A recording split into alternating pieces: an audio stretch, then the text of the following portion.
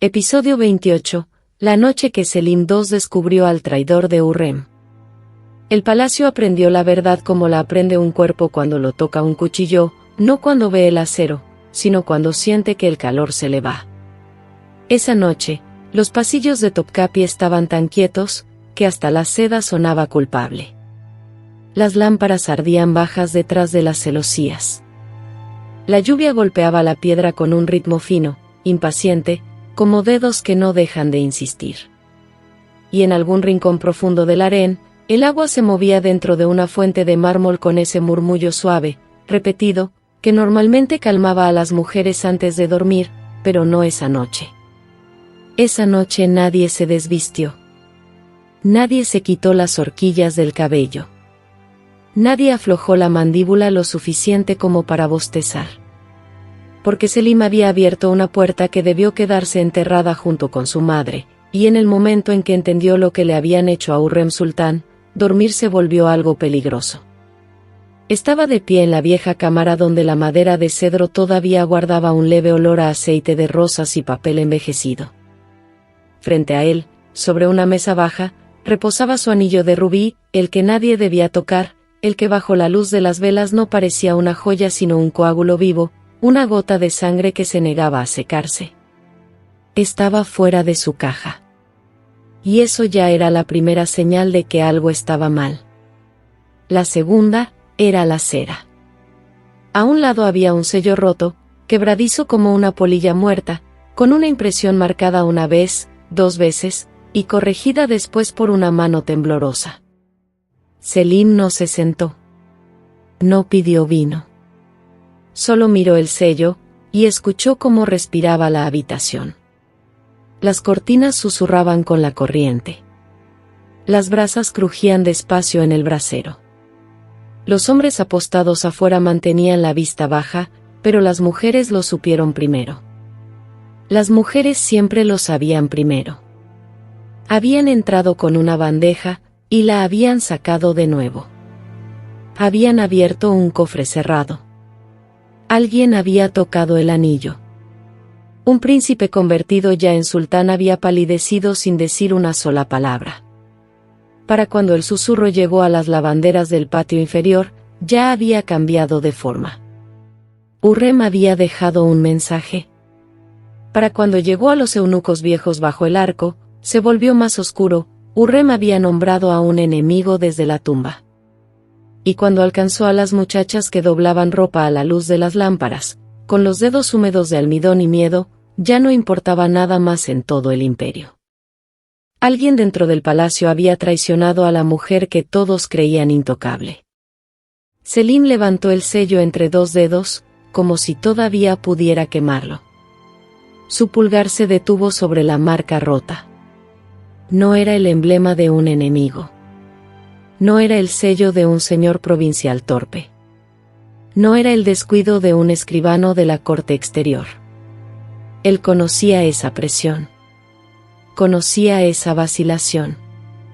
Ya la había visto años atrás, sin entenderla. Una pequeña falla en el borde. Una debilidad en forma de media luna donde la cera se adelgazaba antes de enfriarse. Recordó a su madre sosteniendo una carta cerca de la lámpara y quedándose en silencio tanto tiempo, que hasta la habitación parecía avergonzarse. Recordó el olor al humo de ámbar. La lluvia plateada golpeando los cristales. Recordó cómo cambió la respiración de Hurrem, aunque su rostro no cambió nada. Recordó haberle preguntado si se sentía mal. Y recordó esa sonrisa demasiado lenta, demasiado tranquila, cuando ella le dijo, hay mensajes que llegan heridos desde antes de abrirse. En ese momento él creyó que hablaba de política. De hombres. De guerra. Había crecido entre velos y cuchillos, y hasta la ternura, en ese lugar, venía envuelta en precaución. Pero ahora, con el anillo observándolo desde la mesa y aquel viejo sello dañado finalmente abierto, comprendió que esa frase nunca había hablado del mundo de afuera. Hablaba del cuarto. De alguien que estaba lo bastante cerca como para calentarse las manos en las mismas brasas. lo bastante cerca como para tocar sus cartas antes que sus ojos.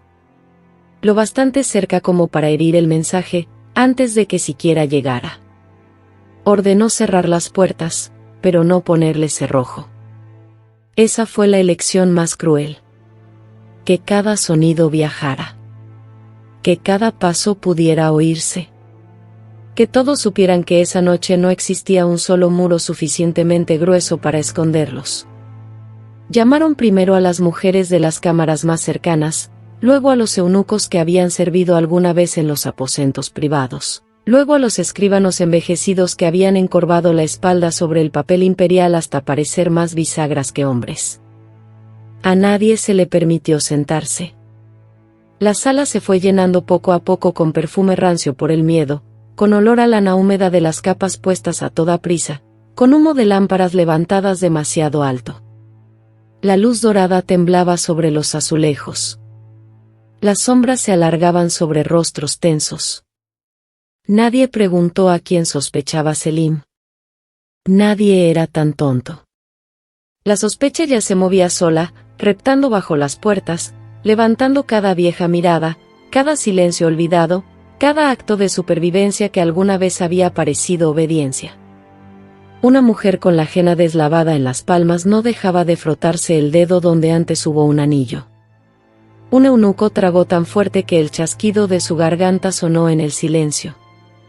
Un viejo lector de peticiones no miraba ni a Selim, ni al piso, sino al anillo de Hurrem, como si la piedra roja pudiera abrir un ojo y señalarlo ahí mismo.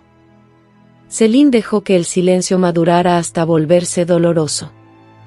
Tenía la paciencia de su madre, pero solo en esos momentos en que esa paciencia aterraba. Cuando por fin habló, su voz fue tan baja, que la habitación entera tuvo que inclinarse hacia ella. Mi madre fue traicionada antes de que el palacio aprendiera a llorarla, dijo. Nadie se movió.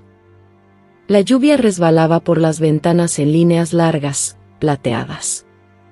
Una mecha siseó. No por alguien fuera de estos muros. No por una rival que se anunciara con ruido y estandartes. Sino por alguien en quien ella confiaba, alguien que vivía cerca. Y entonces un estremecimiento recorrió el cuarto como el viento cruza un campo de juncos. Selim lo vio. Cosas pequeñas. Una mirada que se bajó demasiado tiempo. Una respiración cortada demasiado rápido. Un hombro que se tensó. Una mandíbula que se cerró. Así entraba la verdad en el palacio, no como un trueno, sino como 1000 pequeños fracasos del cuerpo. Esta noche, dijo él, nadie duerme hasta que yo sepa qué manos tocaron lo que estaba destinado a llegarme. Mío. No del imperio. No de la dinastía. Mío. Y durante un instante, uno solo, no fue el soberano de hombres, sino el hijo de una mujer a la que obligaron a dudar de su propia sangre. Esa era la herida verdadera debajo de toda la política. No veneno. No asesinato. Algo más silencioso, y más sucio. Selim lo entendía ahora, la traición no había intentado ir primero por el cuerpo de Hurrem, sino por su confianza. Cartas retrasadas. Palabras suavizadas, y luego retorcidas. Advertencias retenidas. Encuentros desviados. Una madre aislada poco a poco dentro de las habitaciones que antes obedecían su aliento. Un hijo mantenido a distancia no por decreto, sino por maniobra. Y ese era el horror que ahora lo cercaba, que la frialdad que él alguna vez creyó nacida del tiempo, quizá había sido construida dentro del cuarto de su madre por manos que le acomodaban el vestido por la mañana y apagaban sus lámparas por la noche. El pensamiento cayó sobre el salón como ceniza. Incluso los que no habían hecho nada se sintieron manchados. Porque esa clase de traición no pertenecía a los extraños. Pertenecía a quienes sabían qué taza prefería a ella cuando le dolía la cabeza. Qué versos la calmaban después de un consejo peligroso. Qué hombro se le entumecía en invierno. Qué oración murmuraba cuando se suponía que nadie debía escucharla. Trajeron primero a una muchacha de la sala de linos porque había pedido hablar, y casi se desmayó cuando se lo permitieron. No tendría más de 16 primaveras. Tenía las manos rojas del agua caliente. Había restos de jabón seco metidos en las grietas de su piel. Mantenía la mirada fija en la alfombra y hablaba como si cada palabra tuviera que arrastrarse a través del terror antes de llegar al aire. Dijo que hacía años, en una noche de tormenta muy parecida a esta, llevaba telas dobladas frente al cuarto de escritura privado, y encontró la puerta entreabierta. Adentro, aunque nadie había llamado, había alguien con la lámpara encendida en bajo. No era Hurrem. No era un escriba. Era una mujer. Sola. Echando pedazos de papel al brasero, uno por uno, no tantos como para levantar sospechas, solo lo suficientes para borrar. La muchacha había oído el roce. Había olido seda mojada y cera quemada. Había visto un destello rojo sobre la mesa, el anillo de rubí, fuera de lugar desde entonces. Y huyó. Huyó porque en ese palacio las niñas sobrevivían negándose a entender lo que veían. Selim le preguntó por qué nunca habló. Y la respuesta salió tan despacio, que casi no se oyó. Porque la mujer se volvió hacia mí, y me sonrió como si ya supiera mi nombre. Después de eso, la sala se volvió más fría. No de verdad, los braseros seguían exhalando calor. Pero el miedo cambia la temperatura. Les roba el calor a las caras, a los dedos, a las rodillas. De pronto, cada persona en esa habitación recordó alguna vieja sonrisa cargada de un conocimiento que no debía existir. Entonces se alzó otra voz desde el fondo.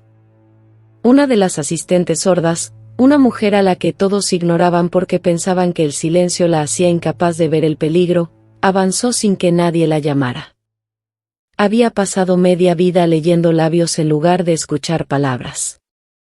El palacio suele olvidar que aquellos a quienes desprecia, son quienes más notan las cosas. Su velo olía a lavanda guardada demasiado tiempo en cedro. Sus ojos estaban empañados por la edad, pero no por debilidad. Con gestos lentos y un habla entrecortada, le dio a Selim algo peor que una acusación, un patrón.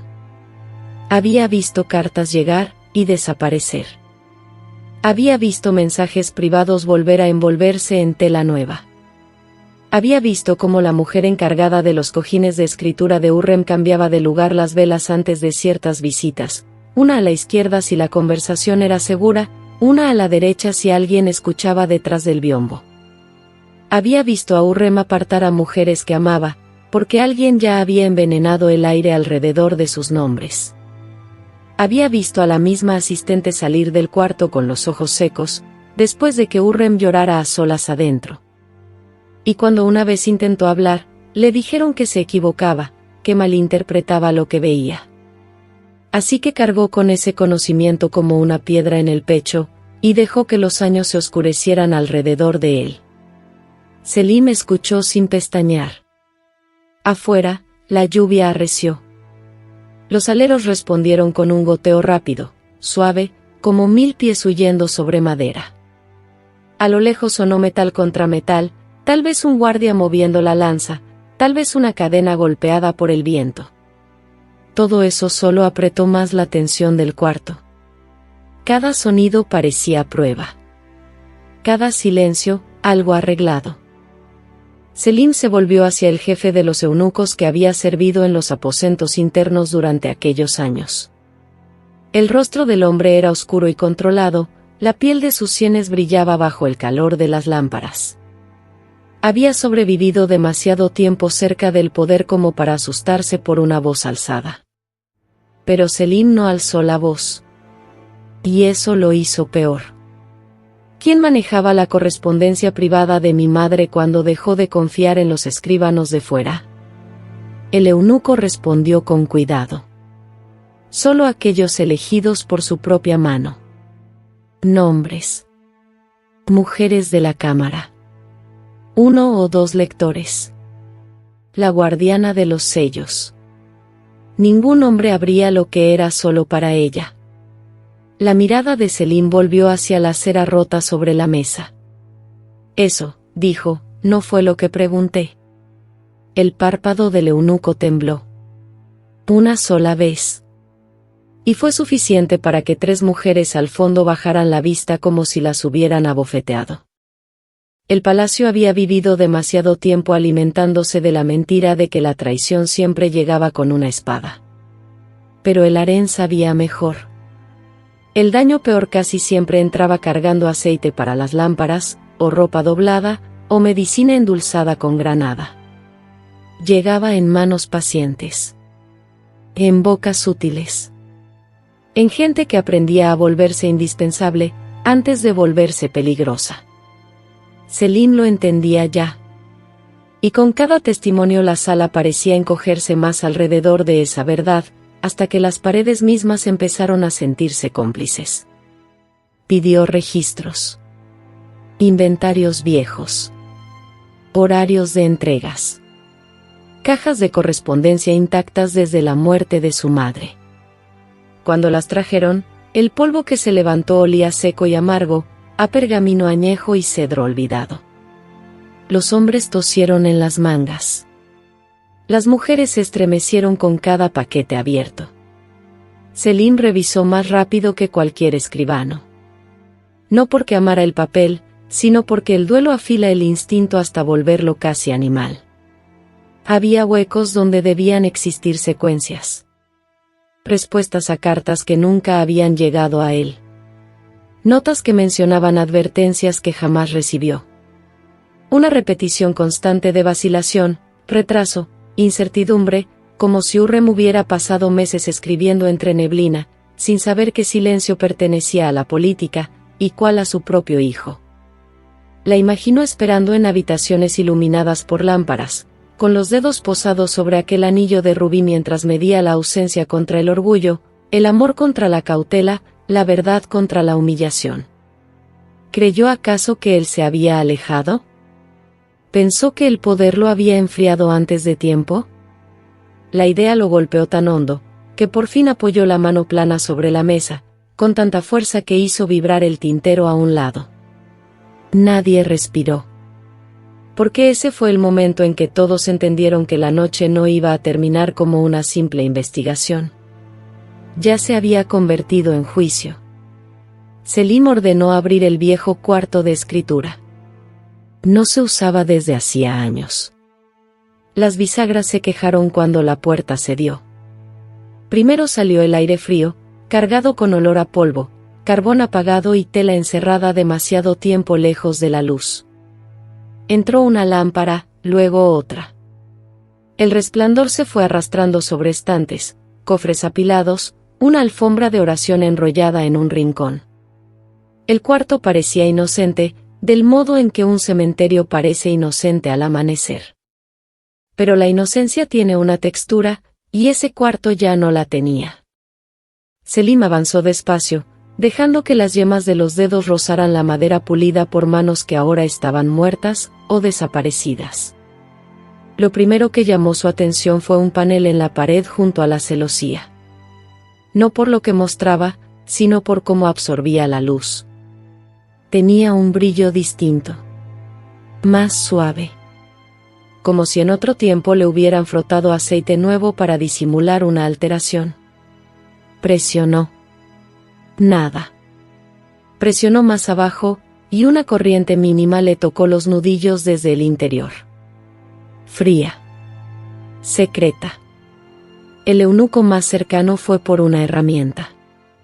Selim lo detuvo, y tomó él mismo el hierro. El sonido cuando el panel cedió fue pequeño, casi educado. Detrás apareció un hueco oculto, apenas del ancho de un cuerpo. El olor que salió de ahí era tiempo atrapado, cera vieja, excremento de ratón, papel antiguo, y el fantasma dulce del agua de rosas que alguna vez habían vertido para esconder otro aroma. Dentro había un paquete envuelto en tela endurecida por los dobleces. El borde estaba bordado con hilo dorado, casi borrado por el roce. No era un trapo cualquiera. No era desecho de la corte externa. Era algo del interior, algo tratado con cuidado. Selim lo abrió con manos que parecían firmes solo porque prefería morir antes que dejar ver un temblor frente a todos. Cartas. Fragmentos. Pedazos medio quemados. Borradores nunca enviados. Mensajes copiados antes de su entrega. Y una pequeña lista de noches sin nombres, escrita con una letra limpia, femenina, precisa. El anillo sobre la mesa volvió a su memoria. El rubí fuera de la caja. El rubí vigilando. Miró con más detalle la tela. Cerca de la costura, apenas visible si la lámpara golpeaba de lado, había una mancha oscura, ovalada. Cera derramada, luego limpiada con prisa. Y dentro de ella, casi imposible de ver, se repetía la misma falla en forma de media luna que había visto en el sello roto. La misma presión. El mismo hábito. No era azar. No era accidente. No era trabajo de muchas manos a lo largo del tiempo. Una sola persona había manipulado la confianza de Hurrem como si fuera contrabando. Una sola persona había tocado el sello una y otra vez, hasta volver rutina la traición. Cuando Selim comenzó a leer, la sala entera se olvidó de cómo sostenerse. No eran solo cartas robadas. Eran caminos alterados del amor.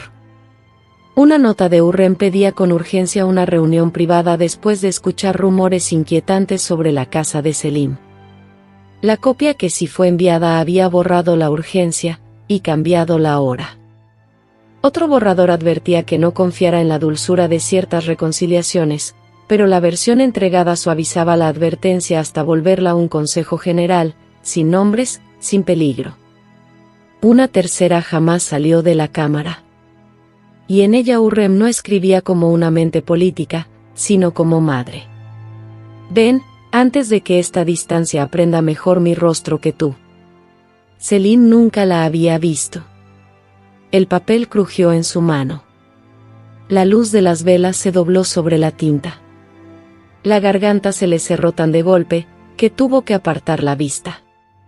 Alrededor de él, la gente se fue quebrando por dentro sin moverse. Las mujeres lo sintieron primero, claro. Lo grotescamente íntimo del crimen. No una muerte, sino el robo del calor. No arrebatarle la vida a alguien, sino desviar sus sentimientos hasta que dos corazones dentro del mismo palacio comenzaran a perderse, a plena vista. Y entonces encontró la línea que transformó el duelo en certeza. No la había escrito Hurrem. Era una nota al margen en una copia de informe. Breve. Eficiente. Fría, de esa frialdad que solo poseen los que ya la han practicado demasiado. La valide duda de él con más facilidad en las noches en que el anillo rojo permanece junto a la lámpara. Retrasa las cartas más suaves hasta la mañana. Ahí estaba. El anillo, otra vez. El anillo de rubí usado no como recuerdo, no como herencia, sino como señal. Un código privado. Dejar el anillo junto a la lámpara, y la cámara ya sabía hacia qué estado emocional debía empujarse a Hurrem. Esconderlo, y otra versión de la verdad podía entrar. Selim se quedó mirando la línea tanto tiempo, que la tinta empezó a desdibujarse. El cuarto pareció inclinarse a su alrededor. Ese pequeño objeto sobre la mesa, brillando como una herida, no solo había pertenecido a su madre. Lo habían usado contra ella. Su presencia había sido calculada. Su ausencia, administrada. Incluso el amor había recibido un accesorio, y lo habían obligado a obedecer. Selim regresó al salón principal con las cartas en una mano, y el anillo en la otra.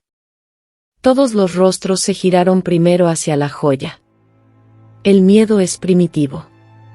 Siempre reconoce lo que parece sangre. Las mujeres cerca de la puerta se pusieron rígidas. Uno de los escribanos dejó escapar un ruido nasal, como una oración que se tragó antes de terminarla. Selim dejó el anillo en el centro de la mesa y lo dejó golpear la madera. El clic fue pequeño. Pero después, nadie pudo mirar a otra parte. ¿Quién lo dejaba junto a su lámpara de escritura?, preguntó. Silencio. ¿Quién lo movía? Otro silencio, pero ahora más delgado, más frágil. Al fondo, alguien lloraba sin hacer ruido, las lágrimas solo bajaban por un rostro sostenido con demasiada fuerza. Selim se volvió hacia el grupo de asistentes veteranas, mujeres que habían sobrevivido dominando el rostro hasta impedir que cualquier emoción cruzara por él sin permiso. No le insulten protegiendo lo que se hizo bajo su sombra, dijo. Y no me insulten creyendo que no puedo oler el miedo cuando el cuarto está lleno de él. Entonces una mujer dio un paso al frente. No temblaba. Y eso fue lo que la volvió aterradora. Tenía la boca serena de quien pasó años calmando el pánico ajeno. Sus manos estaban unidas, pero no en sumisión. Solo juntas. Una mujer hecha de utilidad. De esas figuras sobre las que se levanta un palacio, y luego el mismo palacio finge no recordar. Ella se encargaba de los papeles de Hurrem, de sus aceites, de sus sedas de oración, de sus audiencias privadas. Sabía qué tinta manchaba y cuál no. Qué médico era confiable cuando llegaba la fiebre. Qué cojines aliviaban la espalda. Qué versos calmaban el pulso. No era la más ruidosa del cuarto. Tampoco la más importante a simple vista. Era la clase de mujer que nadie aprende a temer, porque nunca necesita hacer espectáculo. La guardiana de las cartas. La guardiana de los sellos. La mujer que le trenzaba el cabello a Hurrem en las mañanas de cansancio, y le cerraba las mangas en las noches de preocupación. Selim la miró. Y toda la habitación comprendió antes de que él dijera una palabra, que el enemigo había vivido en el centro mismo del cuidado. La mujer no negó su acceso. Ni siquiera negó su conocimiento. Solo negó, al principio, su intención. Dijo que había hecho lo que siempre exigía el palacio, administrar el peligro antes de que se desbordara. Filtrar lo que no debía herir. Retrasar lo que podía encenderlo todo. Proteger el orden de las habitaciones donde una frase mal puesta podía mandar cuerpos a flotar boca abajo en el Bósforo. Su voz sonaba calma, casi ofendida de que alguien usara la palabra traición. Y alrededor, algunas de las asistentes más viejas casi parecieron aliviadas. Porque ese era el lenguaje que entendían. El palacio se alimenta de eufemismos como el fuego del aire. Las cosas nunca se esconden, solo se administran. Nunca se roban, solo se redirigen. Nunca se traiciona, solo se protege a alguien de una verdad inoportuna. Selim la dejó hablar, hasta que esa elegancia venenosa terminó de envolver el cuarto. Entonces abrió una de las cartas, y leyó en voz alta la línea que Hurrem nunca pudo hacerle llegar. Ven, antes de que esta distancia aprenda mejor mi rostro que tú. El efecto fue inmediato. La habitación se rompió, sin que nadie se moviera. Una mujer se cubrió la boca. La asistente sorda cerró los ojos. Un eunuco bajó la cabeza como si estuviera frente a una tumba. Y la guardiana de las cartas miró por fin el anillo, de verdad lo miró, y algo en su control cambió. No se rompió. Cambió. Y fue suficiente. Selim avanzó un paso. La luz de las velas endureció sus facciones, vació sus ojos, convirtió a todos los presentes en una pared de siluetas que escuchaban. Tú no la protegiste del peligro, dijo. Le enseñaste al peligro a hablar con dulzura. La mujer tragó saliva. No respondió. Él preguntó quién recibía las copias de los informes. Ella no contestó. Preguntó cuánto tiempo llevaba alterando el flujo de los mensajes. Silencio. Y luego hizo la pregunta que hizo retroceder al propio aire. ¿Murió creyendo que yo había elegido la distancia? El pulso saltó una vez en el cuello de la mujer. Fuerte. Visible. Hay silencios que funcionan como respuesta, y en los palacios suelen ser los más escandalosos. El rostro de Selim no se deformó. Eso habría sido misericordia. Su dolor se volvió más frío que la rabia, y todos en la sala lo sintieron caer como agua de invierno. Cuando por fin habló, la verdad salió sin adornos. No porque se hubiera vuelto noble, sino porque el miedo ya la había desnudado de toda actuación. Dijo que si existieron presiones externas, hombres que buscaban acceso, información, ventaja. Pero que no la obligaron cada vez. Algunas decisiones fueron suyas. Al principio, dijo, se convenció de que solo estaba retrasando ciertas cosas, administrando humores, evitando choques entre orgullo y sospecha. Hurrem era fuerte, pero la fuerza atrae dientes. Selim era amado, pero en ese palacio todo amor venía rodeado de ojos rivales. Un encuentro retrasado. Una advertencia suavizada. Una carta retenida hasta la mañana. Y luego otra, y otra. Con el tiempo, los años comenzaron a ordenarse alrededor de esas pequeñas acciones. Descubrió que tan fácil era influir en lo que una mujer poderosa sentía, si no cambiabas los hechos, sino el orden en que el dolor la alcanzaba. Algunas noches Hurrem preguntaba por qué no había llegado respuesta. Algunas mañanas miraba el anillo de rubí y no decía nada. La guardiana confesó que, cuando la mentira se volvió demasiado grande, ya no supo cómo detenerla sin quedar aplastada debajo de ella.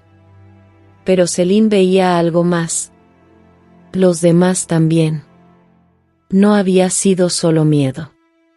Ella había disfrutado ser necesaria para el clima emocional de esa habitación. Y esa era la corrupción verdadera. No el dinero. No las promesas. El poder. El íntimo. La capacidad de tocar los hilos invisibles entre madre e hijo, y sentir cómo temblaba un imperio entero. Hurrem, que podía doblar hombres con una sola mirada, había dormido al alcance de alguien que aprendió a reorganizarle la soledad. Esa verdad se extendió por la sala con más violencia que cualquier confesión. Manchó a todos. Porque si a Hurrem podían volverla insegura dentro de sus propios aposentos, entonces, ¿qué seguridad había existido alguna vez para los demás? Para las muchachas de la ropa blanca. Para las mujeres que esperaban un favor. Para los eunucos atrapados entre la lealtad y el borrado. Para las asistentes viejas cuyos nombres desaparecerían en cuanto dejaran de ser útiles. Eso ya no era solo la historia de una traición real. Era la historia del palacio mismo, y de la enfermedad en su centro, que sobrevivir le enseñaba a la gente a herir con suavidad, y a llamar sabiduría a esa herida. Selim hizo una última pregunta. ¿Ella te sospechaba? La mujer miró más allá de él, hacia un punto invisible, hacia la memoria. Respondió sin llorar. Al final, dejó de permitirme abrocharle la manga con la mano izquierda. Pequeño. Íntimo. Devastador. Un detalle tan privado, que varias mujeres bajaron la cabeza del puro dolor. Hurrem sabía algo. No lo suficiente para acusar. No lo suficiente para exponer. Pero sí lo suficiente para que su cuerpo se apartara, donde la mente todavía no lograba nombrar. Ahí estaba la crueldad final. Una mujer rodeada de protocolo, de biombos, de servicio, de obediencia pulida, sintiendo en la propia piel que algo cercano se había vuelto falso. Selim cerró los ojos durante una sola respiración. Vio la mano de su madre retirándose. Vio el anillo junto a la lámpara. Vio cartas que llegaban heridas desde antes de abrirse. Nadie preguntó cuál sería el castigo. Ya estaban más allá de esa pregunta. El castigo es simple. Esto no lo era. Selim podía haber ordenado sangre sobre los azulejos antes de que terminara de consumirse la siguiente mecha. Podía haber obligado al cuarto entero a mirar. Habría sido fácil. Demasiado fácil. En lugar de eso hizo algo que los aterrorizó aún más. La dejó de pie. Viva. Bajo las lámparas. Bajo el conocimiento de todos los que habían escuchado. Nadie duerme, repitió, pero ahora sus palabras eran otra cosa. No una orden. Una condena. No hasta el amanecer. No hasta que cada persona que pasó por su cámara entienda lo que significa vivir junto a la confianza, y matarla de hambre. La sala no exhaló. No pudo. Afuera, la lluvia se había vuelto apenas un goteo frío cayendo desde los techos. La noche entraba en esa última hora en la que la oscuridad ya no se siente como refugio, sino como exposición. La hora más difícil. La hora en que los secretos normalmente sobreviven. No esa noche.